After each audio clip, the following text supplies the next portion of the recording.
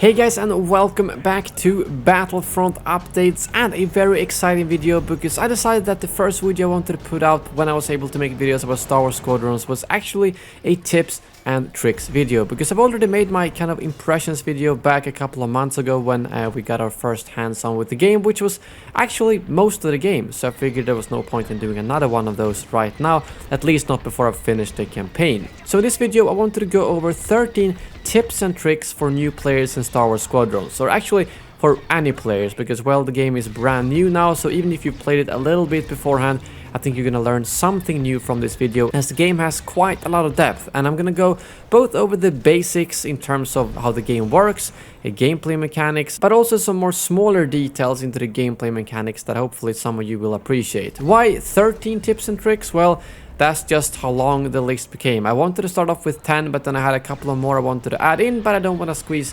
unnecessary tips in there, if that makes sense. So 13 tips and tricks, that's what I came up with. And the key bindings I'm gonna bring up in this video are for Xbox controllers, slash if you use an Xbox controller or a PS4 controller on the PC, which is probably gonna be the most common thing. But you can always check out the settings to see the mouse and keyboard bindings or the PS4 controller bindings, although those are probably very similar to the ones on Xbox. But just for the sake of it, I'm gonna bring up the Xbox bindings right here. So let's just dive straight into it with some of the very basics of the game, such as the progression. How does it work? Well, you have two different currencies. The glory, which you use to buy and unlock cosmetics, and you get the glory by daily challenges and by leveling up. And leveling up you simply do by playing the game, as match rewards will award you experience, playing against AI will give you experience, and so on. So just do anything in the game, you will level up, and that will give you glory. And it will also give you the second currency in the game, requisition, which is then used to unlock ship components. And you will get requisition every time you level up,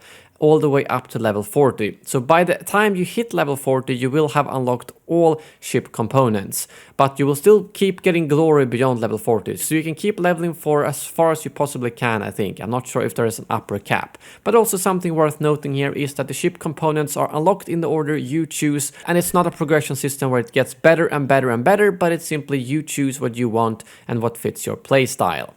Second up, make sure to play the campaign and fleet battle tutorial, mostly just for good practice, especially before heading into ranked matches or fleet battles, but also because both finishing the campaign and the fleet battle tutorial will give you a cosmetic pack, so don't miss out on that. And now over to a big one, power management, which is obviously very important. You can shift your power management between the engines, which increases your speed and agility, your weapons, which increases the recharge speed of your blaster, and the shields, which increases the shield recharge. But that's just the base of it, and you can use the D-pad to switch in between these three or balance out the power evenly between the three. I just want to mention here that you can divert individual pips of power to one system or the other if you go into the advanced settings, but that is very advanced and I'm not even sure if that's going to be helpful in any way, so I'm just not going to recommend that right here. But something very important to know here is that if you max out a certain part of your power management, you will actually get a bonus. So if you max out the engines, you will get this speed boost that you can then use to drift. More about that later. If you max out your weapons, you will see that you overcharge your weapons, so the bar actually goes up beyond the max and doubles up to 200%, meaning that you can fire twice as much as normal roughly. And if you do it with the shields, you will double your shield charge as well. And the very neat thing here that I don't think a lot of people will know initially is that you can actually max out and overcharge a specific part of the ship and then switch back to normal, and that bonus will still be there. So as you can see right here, I max out my weapons before going into battle, and you can see the bar goes up to 200%, which basically means it goes back and forth, and I can then switch back to balanced power output and still keep that bonus firepower. And the same thing goes for the shields. So if you're just flying around waiting to get into battle, well, charge up your weapons or charge up your shields. Don't fly with your power management to balanced.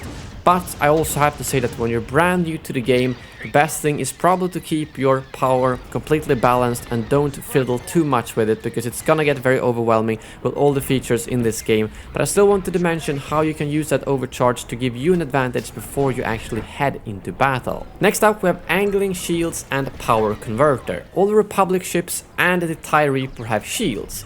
and these shields can be either balanced or angled from front to back. You do this by pressing the X button and then down or up, like you can see right here. This is also another thing that can be very advanced and overwhelming to use at the start, and you're probably better off just keeping them balanced if it gets too overwhelming. But as you can see here, when I'm doing strafe runs on a capital ship, well, angle them to front when you're attacking, and when you're flying away to another strafe run, angle them to the back. It's something that's going to be crucial when you play this game a lot, and something that I think is good to get used to very early on, even though it again can get a bit overwhelming. And also something worth mentioning here is that if you overcharge your shields, which means 200% to both front and back, you can still angle them. So if you angle them to the front and you have overcharged shields, that means that when they shoot you at the front, you will actually distribute power from the back to the front. It's a bit complicated, but basically when you have overcharged your shields, it's still worth angling the shields.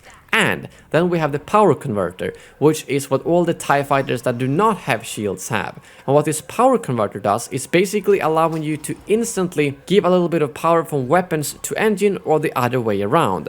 It's the same button, the X tap, and then to left or right to give this power. And as you can see right here, if I do it to weapons, I instantly recharge a bit of my blaster power, and if I do it to engines, I get a bit of that overcharge so I can perform that boost and drift, although my engine power was not set to full. So mastering the power converter as well as angling the shields is also something very crucial, but that at the very beginning you can be a bit careful with. It's better to focus on one part at a time and then gradually add more tricks to your arsenal. Dodging missiles. When you want to dodge a missile, simply try to do as many quick movements back and forth, spin around, and if you feel like you want to be a bit safer, use your countermeasures by pressing B. Countermeasures are limited use though and are not a guarantee to block a missile, so use them in combination with quick movements. And also you can see when the missile is getting closer and closer to you with this little indicator on the screen, so try to use the countermeasures just before it hits you, because at least I think if you use it too early, it's not going to have any effect at all. It might depend a little bit on which countermeasure you have, but I've found that it works the best if you use it right before the missile is about to hit you. Targeting system. This is also something that can be a little bit overwhelming at the start, at least it was for me,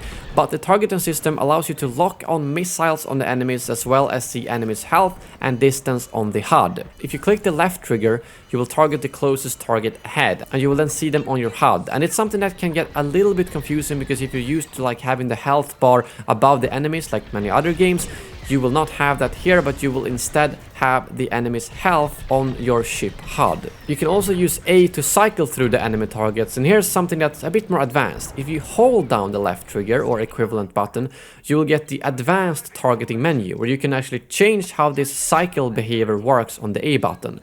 So you can choose to just target enemies, friendlies, flagship systems, or objectives. Most of the time just keeping it on objectives will be the most helpful thing. But for instance, if you're playing a support ship, you might want to target friendlies only, so that you can fly around and easily resupply your friendly ships instead of targeting the actual enemy ships. It can become a little bit tricky to change this in the heat of battle, but it's definitely something I would take a look at if I were you. Just hold down the left trigger and the menu will appear. If you want to try out new unlocks or combinations in fleet battles or just overall, make sure to do so against AI in fleet battles, or create your own scenarios specifically tailored to what you're trying to test out in the practice range, because in the practice range you can spawn squadrons, flagships, start obstacle courses and much more. And it's often better to try out your new unlocks and combinations in a safe environment like this than trying to jump straight into ranked battles, feel overwhelmed and feel like you never got a chance to actually try out those new ship components. So definitely make sure to use fleet battles with AI and the practice range to become a better pilot. Something I briefly mentioned earlier, learn to use the starfighter HUD. This might sound very basic, but it is a little bit tricky at first. At least it was for me, because you might be used to games where the UI is on the screen, where the enemy health bar is above their head, and so on. But that's not the case in a game like this. So for some of you it might be easy, some of you it might not. So try to actually look down on your starfighter HUD, where you have the targeting computer with the health and distance of your target, the power management, your components, which means how many missiles you have, countermeasures or so on, the sensors where you can see the enemy icons, ship status, speed indicator and so on. This is something you will get used to just by playing the game, but I still think it's important to know what each of these things are so you don't just ignore them and put yourself at a disadvantage. Attacking capital ships. A mistake I did a lot very early on is to pretty much stop or fly with a very slow speed around the capital ships, because I thought, well, that means I get more time to shoot them. well, you're probably gonna die if that's the case. Because if you stop or fly very slowly, you are a very, very easy target for the turbo lasers, and you can also get caught in the tractor beams, which means you're dead. You're better off doing strafe runs and angling your shields from front to back the best you can, and doing a little bit of damage at a time at full speed, or at least balanced speed, instead of trying to get a lot of damage done at once and then die. Because that brings me to the next tip: don't die. This might sound very basic, but in some games it doesn't really matter if you die, spawn in, go to the objective and then do it over and over again, a bit like in Battlefront 2. Well, that's not the case here, because in both modes it's very important to not die. In dogfights, for instance, if you die, that means one more point for the enemy. And technically, if you've died more than you've killed enemies, you have not helped the team. You've basically made your team lose. It might sound harsh, but that's exactly how team deathmatch works. You need to kill more players than you die. And that's actually even more important in fleet battles, because as you probably know, the morale is the system that decides if you get to push forward and attack the enemy's capital ships, or if you need to fall back and defend. And the morale goes up and down the more you die or kill enemies. If you continuously die, you will boost the enemy morale and bring your morale down, giving the enemies the chance to push forward and win the game. This means that if you just respawn, do a little bit of capital damage, die, and then do that over and over, like in Battlefront 2 for instance, that's a lot worse than just doing a little bit of damage to the enemy ships but staying alive. And on top of that, when you respawn, you will be very far away from the battle, which means you will overall do a lot less damage if you were to actually stay alive and try to fly fast. So don't die, as that will boost the enemy's morale, and this is also why support ships will be very important, as they can keep the rest of the team alive longer, which means better morale for your team. Drifting. This is something you can do if you put all your power to the engines. In order to drift and make a quick turn, simply hold down L and then kind of stop the boost, which allows you to do a very quick turn and kind of float around in space. This is a little bit tricky to get a hang of at first, but you can see me do it here over and over. And this is also something you can do if you use the power converter on the TIE fighters.